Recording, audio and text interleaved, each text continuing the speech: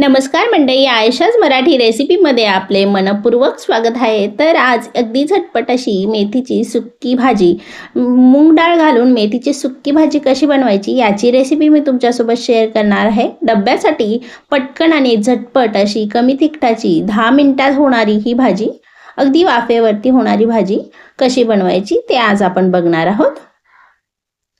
तर मेथीची ही सुक्की भाजी कशी बनवायची त्यासाठी सुरुवातीला अर्धी वाटी मी मूग डाळ भिजत घालून घेतली आहे आणि एक स्वच्छ मेथीची जुडी स्वच्छ धुवून निवडून घेतली आहे। हे बघा ह्या पद्धतीने।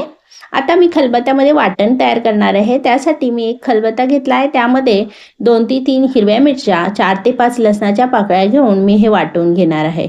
हे व्यवस्थित असं वाटून कुटून घ्यायचंय, थोडंसं जाडसर आपल्याला कुटून घ्यायचंय। आता इथे मी एक कांदा घेतला आहे आणि कांदा कट करून घेणार आहे, बारीक असा कट करून घेणार आहे। छोटी कांदी आहे त्यामुळे मी 2 कांदा घेतलाय, मोठी कांदी असेल तर एक मोठा कांदा घेतला तरी चालेल। तर 2 कांदी एका जोडीसाठी मी घेतलेले आहे आणि आता हे ह्या पद्धतीने मी बारीक कट करून घेणार आहे। संपूर्ण कांदा कट करून घ्यायचा आहे। लसूण आणि हिरवी मिरचीचं वाटणही मी करून घेतले। आता कढईमध्ये तेल घालून घेतले। तेल घातल्यानंतर आता तेल व्यवस्थित गरम झालं की यामध्ये आता मी मोहरी 1 चमचा घालून घेणार आहे। मोहरी छान तडतडली की आपण यामध्ये बाकीचं सामान घालून घेणार आहोत। तर मोहरी व्यवस्थित गरम झाली की ती फुटते आणि त्यामुळे टेस्ट खूप छान येते, म्हणून संपूर्ण मोहरी फुटेपर्यंत फोडणीची तयारी पूर्ण करायची नाहीये। तर मी तेल गरम करून घेतले आणि संपूर्ण मोहरी फुटली की लगेचच यामध्ये मी आता कांदा घालून घेणार आहे। कांदा थोडासा परतून घेणार आहे। त्यानंतर लगेचच यामध्ये मी जे काही वाटून घेतलेले हिरवी मिरची आणि लसूण होते ते देखील यामध्ये घालून घेणार आहे। 1 चमचा जिरे घातले, 1 चमचा हळद घातले आणि कांदा व्यवस्थित परतून घेतला आहे।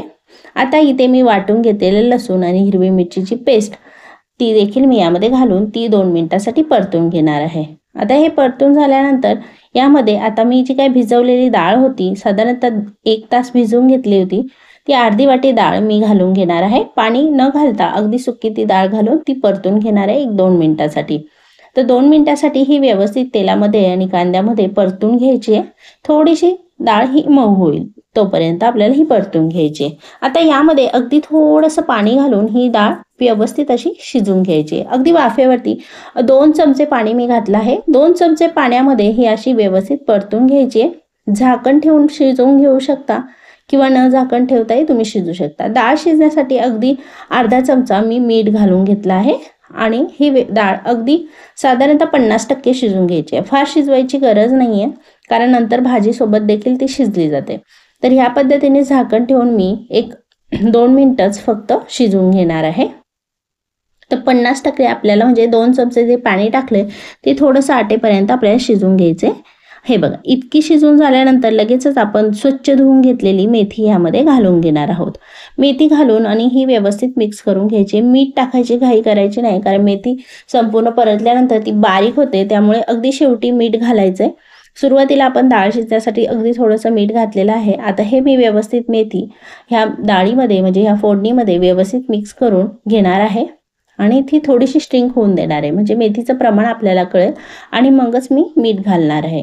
तर हे बघा ह्या पद्धतीने आता मेथी संपूर्ण स्ट्रिंग झाली आहे, संपूर्ण बारीक कमी झाली आहे। आता यामध्ये मी 1 चमचा मीठ घातले, अर्धा चमचा सुरुवातीला डाळ शिजायच्या वेळेस घातलं होतं, म्हणजे ही भाजी खारट होणार नाही यासाठी। आणि आता पुन्हा 1 चमचा पाणी घालून मी ही वाफेवर शिजवून घेणार आहे। तर अगदी 5 ते 7 मिनिटांमध्ये ही भाजी होते सुकी भाजी। डब्यासाठी तुम्ही अगदी सकाळी घाई गडबडीच्या काळात पटकन बनवू शकता आणि ही जास्त काळ टिकते देखील, त्यामुळे ही तुम्ही भाजी सकाळी बनवली तरी अगदी दुपारी खायला सुद्धा तुम्ही देऊ शकता। तर मंडळी ह्या पद्धतीची रेसिपी तुम्ही नक्की ट्राय करून बघा, आवडेल तुम्हाला। अगदी झटपट होते आणि अशाच नवनवीन रेसिपी बघण्यासाठी चॅनलला नक्की सबस्क्राईब करून बेल आयकॉनला क्लिक करा। पुन्हा आपण भेटूया अशाच नवीन रेसिपी सोबत। तोपर्यंत तुम्ही स्वस्त खा आणि मस्त राहा। तर एकदा ह्या पद्धतीने सुक्की डब्यासाठी भाजी नक्की ट्राय करून बघा। पुन्हा भेटूया आपण नवीन रेसिपी सोबत।